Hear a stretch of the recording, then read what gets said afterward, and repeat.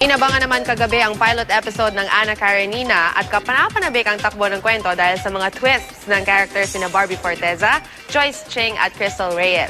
Makichika kay Lars Santiago.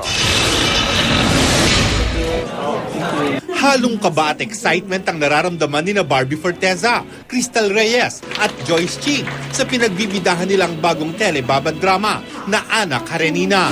Hindi raw kasi biro ang bibigyang buhay nila ang mga karakter na ginampanan noon ni na Antoinette Tos, Sunshine Dizon at Kim De Los Santos. Si Ana kasi sobrang mabait lang po talaga siya.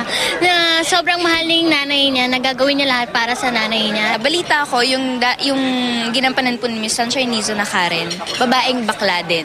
Mainly yung character niya. Siguro sa storya na lang magkakaiba. Sa akin po yung role ni Nina, I think parehas pa rin naman po sa dati. Ang magkakaiba lang is yung atake, yung acting. Mas magiging mabilis ang takbo ng istorya kung saan hinahanap ng mag-asawang Monteclaro ang apo nilang si Ana Karenina, ang batang isinilang ng kaisa-isa nilang anak na si Maggie. Mas marami ring twist ang kwento na hindi raw mabibitawan ng mga manonood. Parehong ngayon lang makakatambal ni na Joyce at Crystal ang kanilang leading men na sina Hero Peralta at Julian Trono. Pero wala naman daw problema dahil nagkasama na sila sa workshop.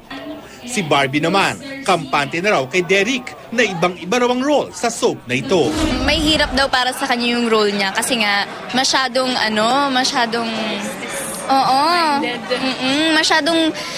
masyado siyang prim and proper para sa isang lalaki na hindi naman talaga ganun si Derek. Alam naman po nating lahat yun.